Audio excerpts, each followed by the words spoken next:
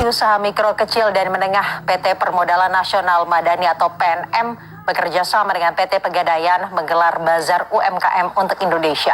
Bazar ini diikuti oleh lebih dari 100 UMKM binaan yang Himpunan Pengusaha Muda Indonesia akan merangkul pelaku usaha UMKM. Hal ini mengacu pada kontribusi UMKM pada PDB yang hingga saat ini mencapai kisaran kurang lebih di angka 60%. Daya beli masyarakat terhadap produk lokal. Ratusan pelaku usaha UMKM mengikuti pameran atau online shop akhir-akhir ini menjadi sorotan sejumlah kalangan. Usaha kecil menengah menargetkan 30 juta UMKM digital ke pasar digital hingga di himpunan bank milik negara atau bank-bank plat merah. Bank Rakyat Indonesia pun menyambut baik dan mendukung kebijakan hapus tagih kredit UMKM dalam rangka memperluas akses pembiayaan. UMKM yaitu singkatan dari usaha mikro kecil menengah kalau nggak salah ya. Sepengetahuan saya itu semacam bisnis yang dibuka oleh warga Indonesia dalam skala yang masih kecil gitu. Jadi belum dalam ranah perusahaan tapi masih usaha kecil-kecilan.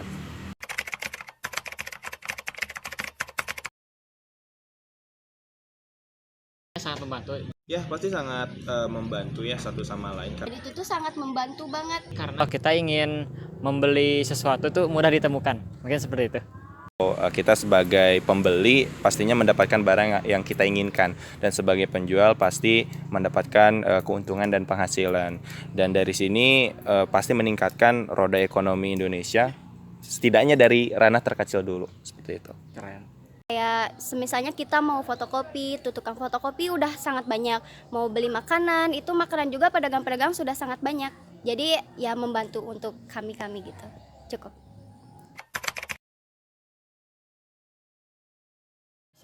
Manfaat UMKM bagi Indonesia itu membantu perekonomian masyarakat Indonesia dan mempermudah untuk membuka perusahaan atau membuka usaha kecil begitu. Meningkatkan ekonomi, menambah lapangan pekerjaan, kemudian menunjukkan bahwa budaya kita yang memang banyak banget pedagangnya mungkin di kaki lima juga masih ada gitu ya. Kemudian juga ya pastinya ini di seputar ekonomi sih, bukan hanya ekonomi tapi di kehidupan sosial bagi masyarakat sekitar. Semoga UMKM semakin dihargai dan tidak diusir-usir lagi, kayak misalkan kita berjualan di sini itu diusir-usir atau dilarang-larang, mungkin seperti itu. Ingat banyaknya potensi dan besarnya potensi yang kita punya khususnya di bidang ekonomi. Harapan saya nih bagi pemerintah, kebetulan saya juga pengusaha kecil gitu ya. Pemerintah harus menyediakan lapangan atau media atau lapak untuk para pedagang. Jadi pedagang itu gak pedagang sembarangan gitu. Karena kan biasanya dagang sembarangan itu karena pemerintah belum menyediakan fasilitas dan tempat untuk mereka berjualan. Harapan saya itu pemerintah itu menyediakan tempat untuk para pedagang. Soalnya banyak para pedagang yang dagang sembarangan sampai-sampai dilarang. Jadi pemerintah itu harus menyiapkan agar banyak yang lebih berjualan, yang berbisnis. Halo guys, pada kesempatan kali ini kita berdua akan mewawancarai suatu UMKM yang ada di Bandung. Oh, Mau tahu? ikutin ke tempatnya yuk. 1, 2, 3. Assalamualaikum warahmatullahi wabarakatuh. Perkenalkan, nama saya Fikir Ramadan. Saya Rio Gestiana. Pada kesempatan video kali ini kita berdua akan mewawancari suatu UMKM yang ada di Bandung. UMKM apa tuh? Tebak apa ayo? Kita cari aja kali ya. Boleh? Ayo guys, kita cari.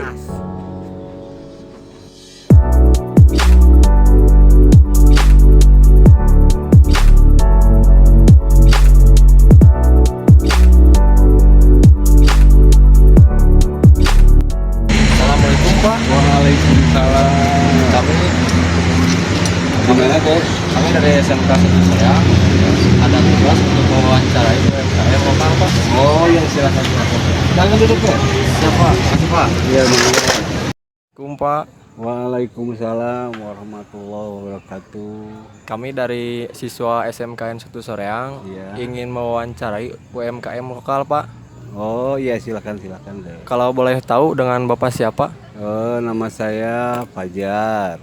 Oh iya. Ya, dari lokasi rumah dari Cibogor.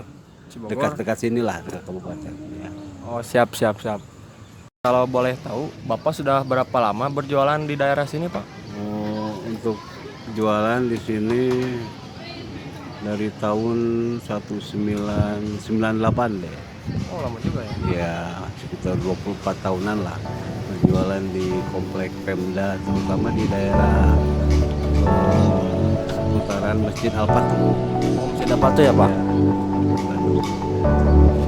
Kalau boleh tahu juga, modal awal merintis Bapak ini berapa sih untuk awalannya? Ya, kalau untuk modal relatif ya. Jadi modal pertama ya mungkin tahun 98 sama sekarang beda ya gitu ya. Ya kalau dulu modal itu ya sekitar tahun 98 ya berapa ya. Untuk dua roda sekitar 200-an lah. 200-an dulu tahun 98. Nah, kalau ya sekarang mah sekitar tahun-tahun sekarang paling 700 lah untuk dua roda ini.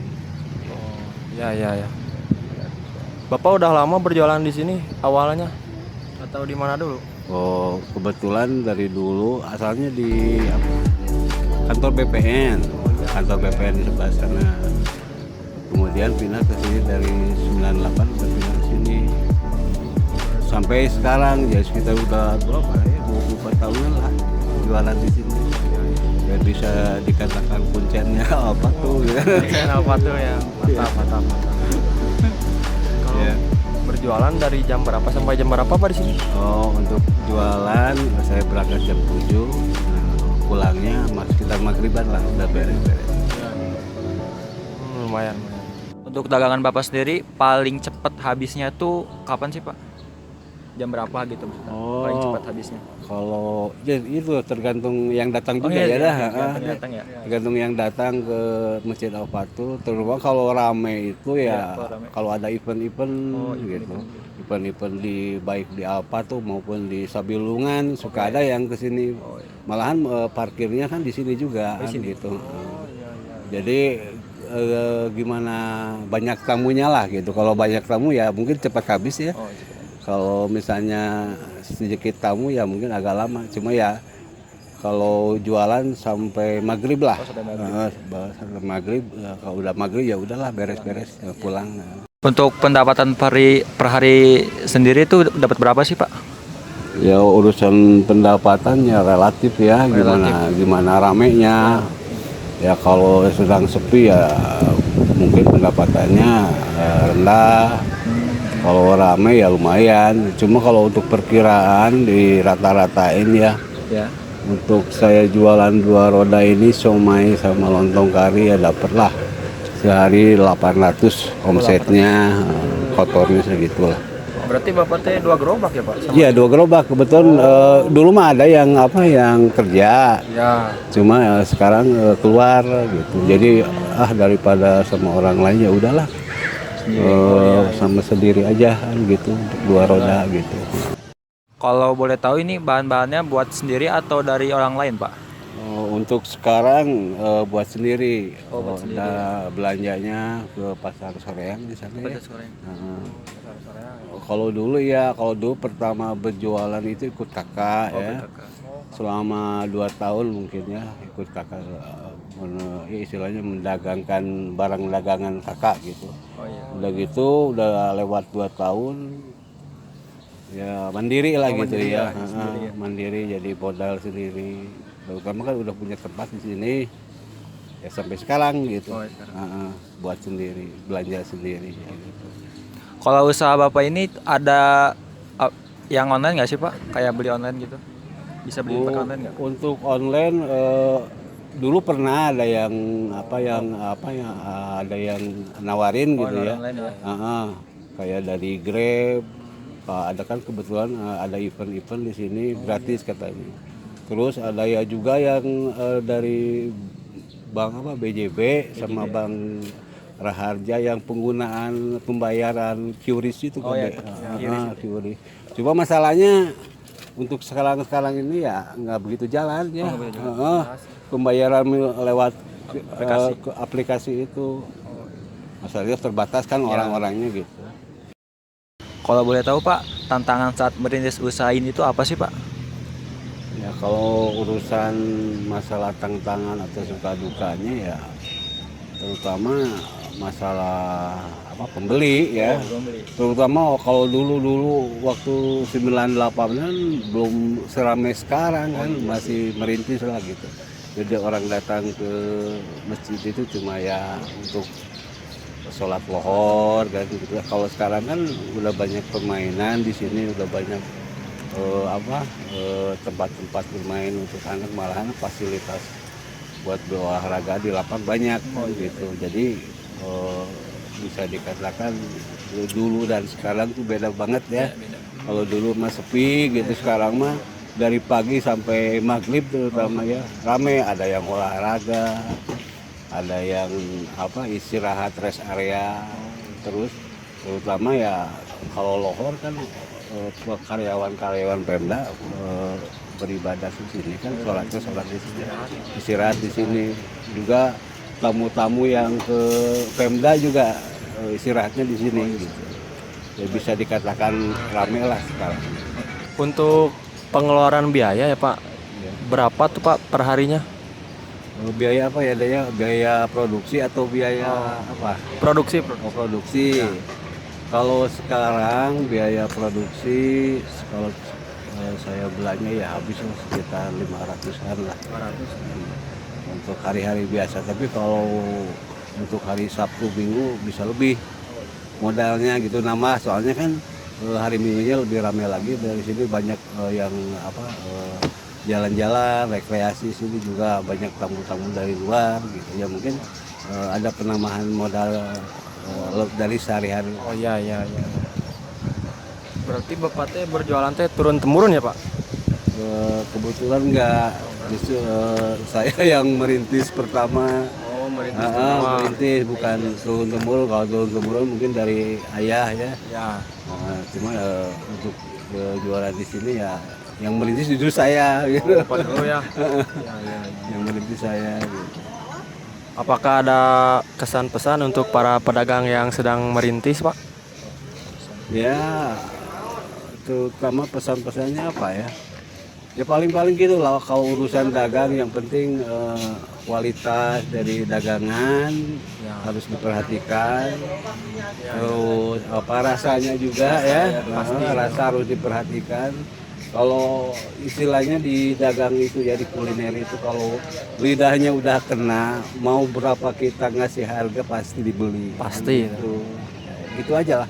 Yang penting dari bahan sampai rasa harus diperhatikan.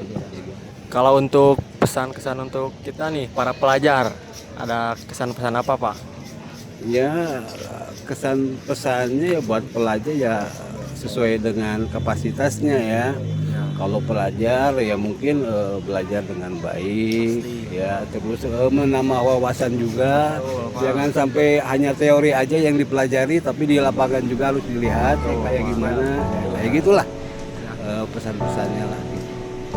Baik, sekian dari kami Pak. Ya. Mohon maaf bila mengganggu waktunya Pak. Iya. Ya Pak.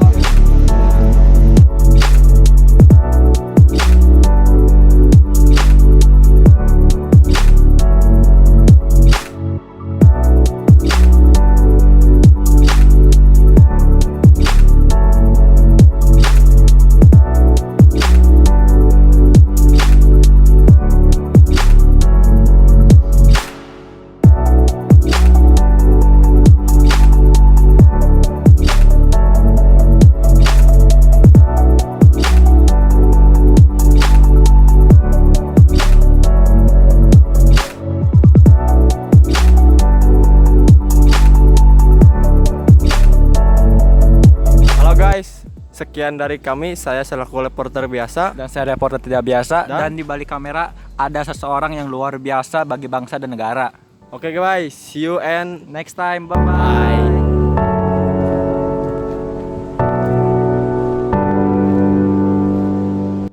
Hitungan keuntungan dalam 30 hari. Pendapatan per hari 800.000 per 2 gerobak, hari Senin sampai Sabtu. Pengeluaran per hari 500.000 per 2 gerobak. 800.000 dikurang 500.000 hasilnya 300.000. Keuntungan per hari 300.000 dikali 26 hari, hasilnya 7.800.000. Pendapatan hari Minggu 1 juta per 2 gerobak. Pengeluaran hari Minggu 600.000 per 2 gerobak.